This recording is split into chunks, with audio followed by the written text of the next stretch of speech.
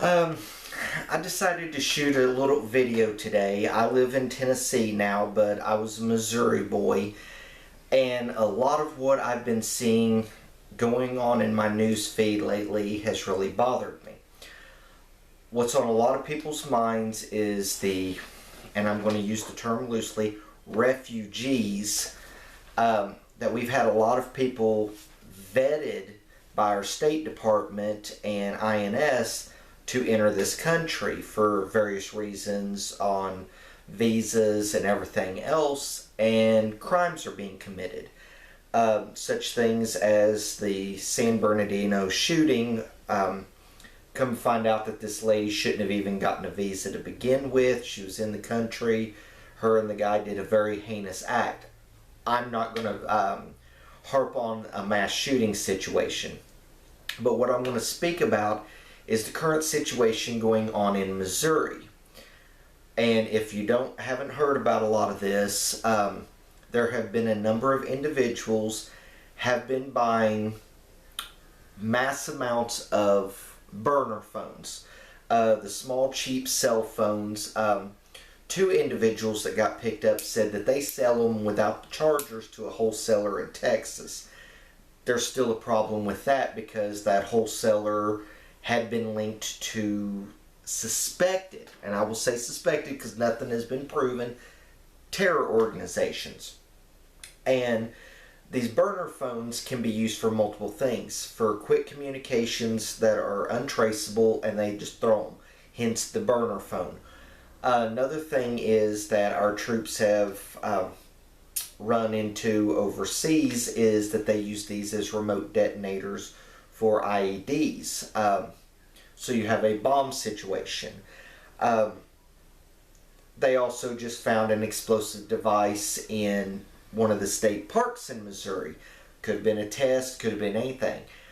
The news story was very vague and they detonated it on site. Well, somebody said, well, it could have been there for years and years. Well, this was placed in an area that was known by a lot of off-road enthusiasts, so you'd think somebody would have noticed something before now, and then suddenly, oh, boom, there's an explosive device here. So that's why I'm saying these things are kind of fishy. Some people are wondering why Missouri would be the place for this.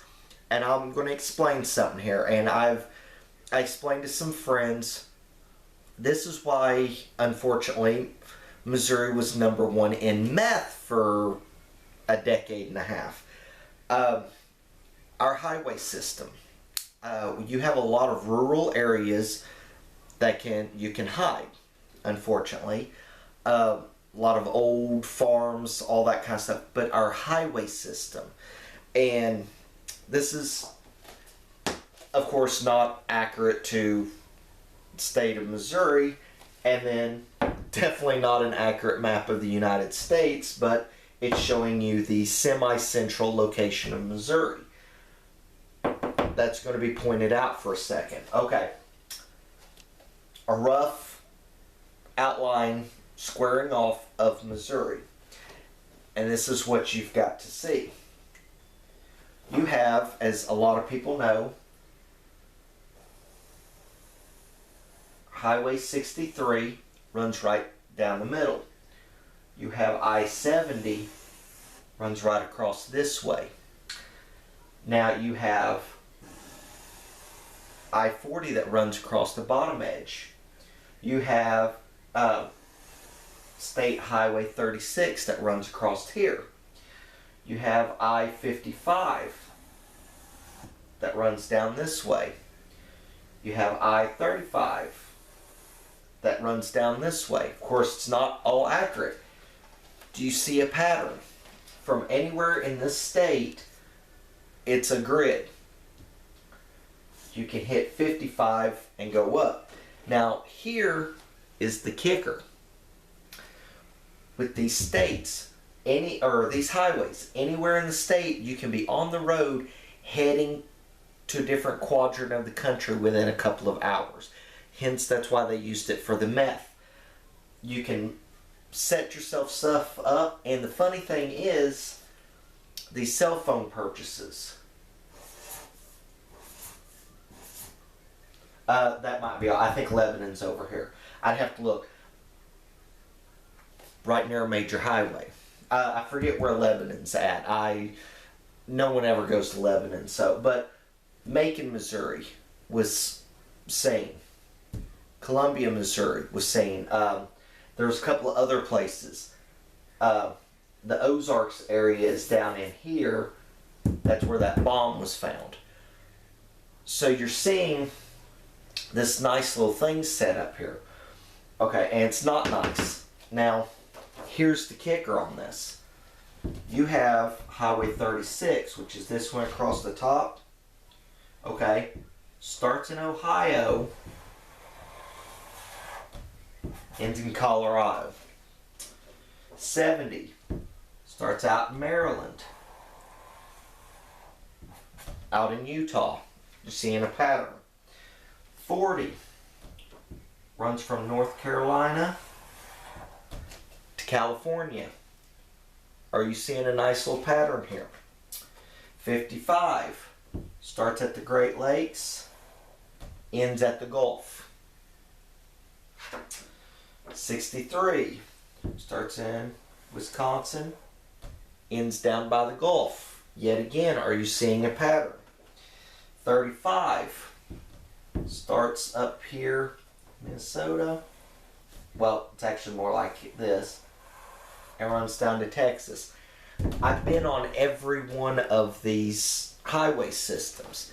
Now, if that's not scary, that you could set the stuff up and go to each quadrant of the country within hours.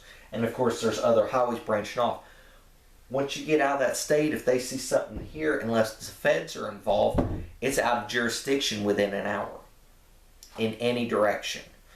From Columbia, Missouri, the dead center of the state, right below it's Jefferson City. Once you're on I-70 or 63, you're out of that state within an hour and a half. From Columbia, hour and a half to 2 hours to St. Louis, hour and a half to 2 hours to Kansas City, depending on how you drive. You're out of the state. You're gone. You're a ghost. That's all. That's how quick it is in Missouri.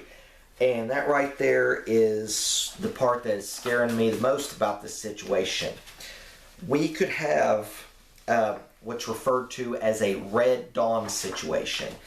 And if anybody doesn't remember the original movie Red Dawn, what the premise behind it is, and then they did the remake. We're not going to talk about the remake here, but we're going to talk about the original.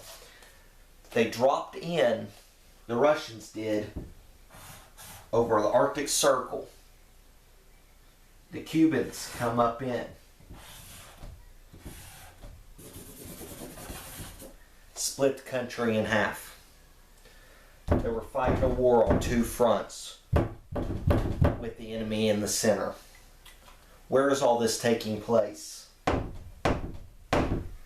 At the center hub of the highway system. Now you see why things like that scare me. And it's going to end my little informational thing. Now, mind you, this is strictly a theory on my part. I have no major basis or claim to this. This is just things that what I've been seeing, the way my mind works. That's why this situation is starting to scare the crap out of me, because we could end up having a Red Dawn type situation. And it's so quick and easy that it could happen.